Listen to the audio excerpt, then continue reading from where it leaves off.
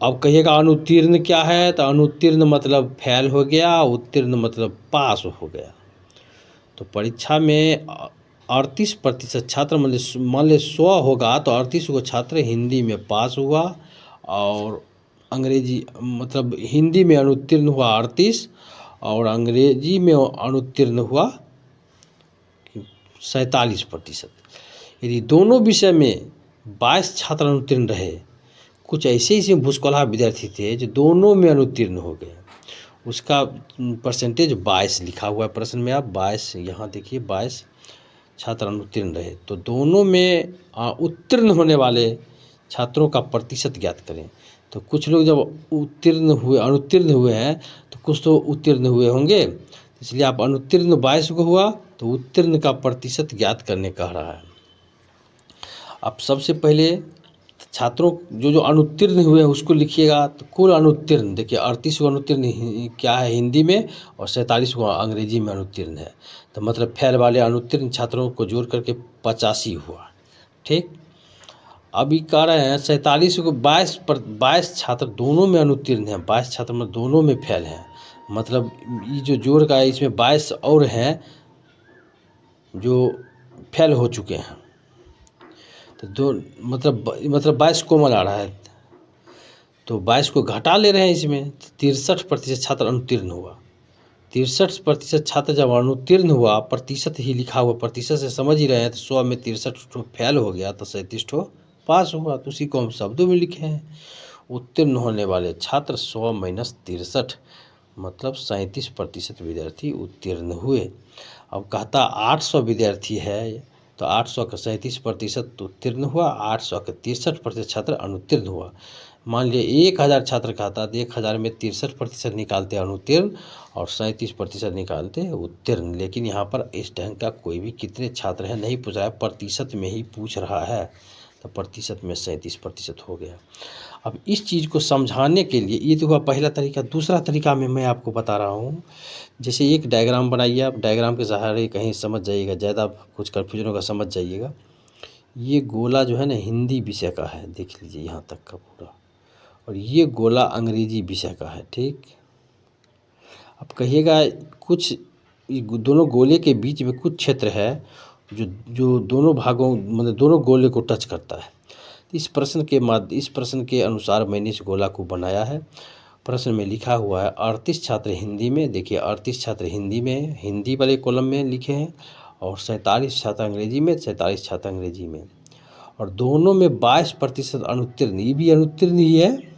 देखिए यहाँ अनुत्तीर्ण है, यहाँ भी अनुत्तीर्ण है, मतलब दोनों में 22 है। तो मतलब अंग्रेजी और हिंदी दोनों में 22 विद्यार्थी अनुत्तीर्ण हुआ है, तो दोनों का क्षेत्र जो आएगा वही ना होगा, ये क्षेत्र 22 हो गया। अब देखिए 22 वो क्षेत्र है, मतलब ये क्षेत्र ये पूरा हिंदी का है, तो हिंदी का क्षेत्र यहाँ तक आ रहा है, हिंदी का क्षेत्र यहाँ तक आ रहा है, और अंग्रेजी का क्षेत्र भी इसमें यहाँ तक आ रहा है। मतलब ये 22 जो है दोनों में कॉमन आ गया है, मतलब दोनों कुल अनुत्तीर्ण जो निकालेंगे दोनों को जोड़ लेंगे, लेकिन 22 दोनों में है, लेकिन एक ही जगह रहना चाहिए, इसलिए 22 को घटाया गया है यहाँ पर देखिए, इसलिए 22 को मैंने माइनस किया। अभी 22 को इसलिए घटाया क्योंकि 22 दोनों में आ रहा है अनुत्तीर्ण, इसलिए 22 को घटाया गया है।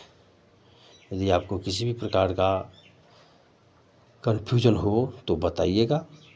वैसे ज़्यादा करके डायग्राम की विधि से ही इस ढंग के प्रश्न को बनाने में आपको समझ आया होगा, जो 22 क्यों घटाया गया है। ठीक, यहाँ घटाया गया है।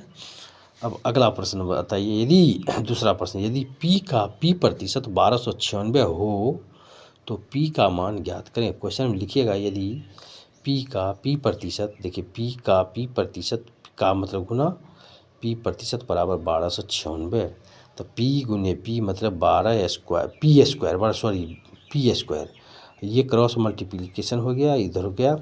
अब P के स्क्वायर है तो इधर आ गया, तो हो गया रूट, इस पर चढ़ गया। अब रूट चढ़ते हैं तो 100 का वर्गमूल 10 होता है, 1296 का 36 होता है तो हमको पता है, लेकिन आप निकालिएगा यहाँ पर वर्गमूल 1296 का वर्गमूल, तो 2 में 1 यदि चुनने से ही पता लगेगा। यहाँ पर ऐसे बनाइएगा, आप 2 से निकालिएगा तो 648, फिर यहाँ जाइएगा 2 से जाइएगा तो 324, फिर जाइएगा तो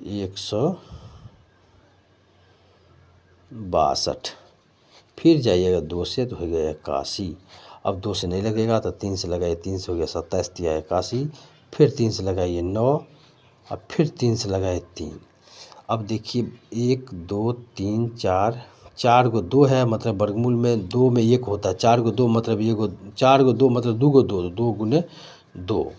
अब देखिए 3 कितना है, 1 2 3, 4 को 3 है, मतलब 2 को 3 भी होगा, 3 गुने 3। अब सभी को गुना कर दीजिए, 2 दूनी 4, 4 तिया 12, 12 तिया 36, 36 हुआ 1296 का वर्गमूल। अब वर्गमूल अगले हम चैप्टर में बताऊंगा, वैसे आप नहीं समझते होइएगा तो अगले चैप्टर के सहयोग से समझ जाइएगा। वैसे ही मैं यहाँ पर बता दिया हूँ वर्गमूल निकालने का तरीका, और आप अगले वीडियो में बने रहिएगा। तो मैं आपको इससे भी महत्वपूर्ण प्रश्न जो एग्ज़ाम में बराबर पूछे ही जाते हैं, खास करके पहला प्रश्न जो ये बताए हैं, ये है कि हर एग्ज़ाम में 99% टफ ग्रेड के एग्ज़ाम में हर हाल में पूछे ही जाते हैं। इस ढंग को प्रश्न को बनाने के लिए ज़्यादा से ज़्यादा आप सेकंड तरीका जो है मैं बताया हूँ, डायग्राम वाला गोला चीर करके गोला बना करके, इसके विधि से इस प्रश्न को आप बार बार लिखिए और देखिए, और गोला आपको कहाँ क्या हम कर रहे हैं इस वीडियो में बार बार देखने से आपको समझ में आएगा। तो देखिए और आगे वीडियो में बने रहिएगा।